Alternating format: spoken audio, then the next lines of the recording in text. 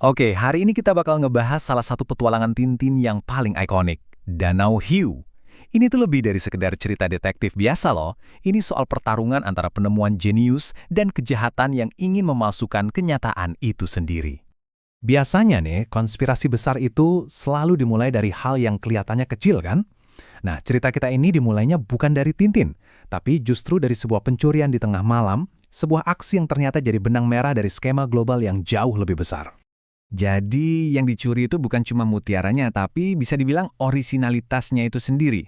Aksi ini yang kelihatannya kayak perampokan biasa, sebetulnya adalah langkah pertama dalam rencana super ambisius untuk menghancurkan nilai keaslian di dunia seni. Nah, di sisi lain, jauh dari semua kekacauan itu, ada Tintin, Snowy, dan Kapten Haddock yang lagi pengen liburan santai. Mereka sama sekali nggak sadar kalau mereka itu lagi terbang lurus menuju pusat dari konspirasi yang baru aja dimulai. Setelah ketemu secara kocak sama si kembar Dupont, tujuan mereka udah jelas. Vilanya Profesor Lakmus di tepi Danau Polishov. Danau ini kelihatannya sih indah, tapi nyimpen rahasia yang kelam banget di dasarnya. Dan boom, liburan yang harusnya santai malah jadi mimpi buruk di atas awan. Pilot yang mereka percaya ternyata pengkhianat, ninggalin mereka di pesawat yang mesinnya rusak dan siap jatuh. Gak ada pilihan lain, Tintin harus ambil alih kemudi. Ini situasi hidup atau mati. Dengan keahliannya yang luar biasa, Tintin berhasil melakukan pendaratan darurat yang sebetulnya hampir mustahil. Mereka selamat, dan begitu di darat, mereka disambut sama dua anak lokal yang pemberani, Nico dan Nushka, yang langsung ngasih peringatan pertama. Danau ini bukan tempat yang aman. Begitu sampai di villa, Profesor Lakmus nyambut mereka dengan semangat. Ternyata si profesor ini lagi ngerjain sebuah proyek yang super revolusioner. Sebuah penemuan yang, wow, bisa mengubah dunia. Tapi di sisi lain, bisa juga menghancurkannya. Jadi, ini dia penemuan jeniusnya. Sebuah mesin duplikator 3 dimensi. Yang bisa dibilang cikal bakalnya printer 3D zaman sekarang. Coba bayangin, mesin ini bisa bikin salinan 3 dimensi yang sempurna dari benda apapun. Tapi ada satu masalah kecil. Salinannya itu belum stabil.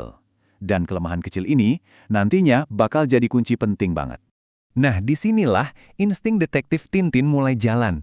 Liburan yang udah kadung berantakan ini ternyata jadi sebuah teka-teki. Dia mulai nyambung-nyambungin semua keanehan yang ada. Ada mata-mata di rumah, ada penyelam misterius, sampai berita-berita soal pencurian karya seni. Dan semua petunjuk itu mengarah ke satu tempat, danau itu. Dan lagi-lagi, berkat insting Snow yang super tajam, Tintin nemuin jalan masuk rahasia ke sebuah gua bawah air. Dan di dalamnya, sebuah kebenaran yang mengejutkan terungkap. Ini bukan sekedar danau biasa, ini adalah berangkas raksasa yang isinya semua mahakarya yang dilaporkan hilang dari seluruh dunia. Tapi, pas kebenaran mulai kebongkar, situasinya langsung berubah jadi jauh lebih bahaya. Si dalang kejahatan menaikkan taruhannya dengan menculik Nico dan Nushka. Sekarang, ini bukan lagi cuma soal karya seni curian, tapi udah jadi masalah pribadi. Si dalang di balik semua ini, yang nyebut dirinya Raja Hiu, akhirnya nunjukin apa maunya. Ternyata, dia bukan cuma mau karya seninya, dia mau alatnya. Alat untuk menciptakan kepalsuan tanpa batas.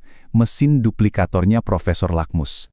Meskipun kejepit di situasi yang genting banget, Tintin itu nggak pernah panik. Dia malah nyusun rencana balasan yang super cerdas. Sebuah strategi buat manfaatin obsesi si penjahat ini untuk ngelawan dia balik dan, tentunya, nyelamatin anak-anak. Jadi rencananya itu tipuan yang cerdik banget. Tintin bakal nyerahin replika mesin yang udah dimodifikasi, sementara Kapten Haddock sama Snowy bakal menyusup diam-diam ke markas musuh pakai penemuan Lakmus yang lain, kapal selam hiu yang super ikonik itu. Waktu Tintin masuk ke markas bawah air yang canggih itu, dia akhirnya bakal ketemu langsung sama otak di balik semua kekacauan ini. Momen penentuannya tiba. Jadi, siapa sih sebenarnya si Raja Hiu ini? Udah bisa ditebak kan? Ya, Raja Hiu itu nggak lain dan nggak bukan adalah Rastapolopus, musuh bebuyutan Tintin, penjahat jenius yang kayaknya selalu balik lagi dengan rencana yang lebih jahat. Dan kali ini rencananya benar-benar yang paling ambisius. Tapi rencana Rastapopoulos yang udah disusun serapi mungkin itu mulai berantakan. Gara-gara satu hal yang nggak pernah dia perhitungkan, keberanian dari dua anak kecil, Nico dan Nushka, berhasil kabur dan malah bikin kekacauan yang bikin markasnya hancur sama senjatanya sendiri. Walaupun sempat kacau, Rastapopoulos berhasil nangkep Tintin dan anak-anak lagi.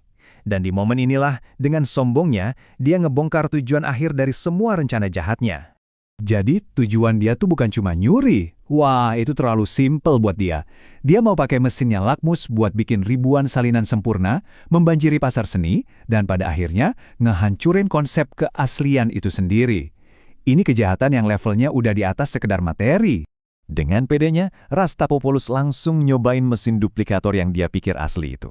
Padahal, dia nggak sadar kalau Tintin udah masang jebakan di dalamnya, memanfaatkan kelemahan yang belum sempat diperbaiki sama Profesor Lakmus. Dan disinilah letak ironi terbesarnya. Rencana besar seorang master pemalsu, malah digagalin sama mesin yang palsu juga. Ambisinya untuk menciptakan kepalsuan yang sempurna hancur lebur, karena dia nggak bisa bedain mana yang asli dan mana yang palsu. Jadi pada akhirnya nih, petualangan di Danau Hiu ini bukan cuma soal ngalahin penjahat loh. Cerita ini ngasih kita sebuah pertanyaan yang dalam banget tentang nilai sebuah orisinalitas dan apa sih sebetulnya arti keaslian di dunia yang kayaknya makin gampang buat ditiru.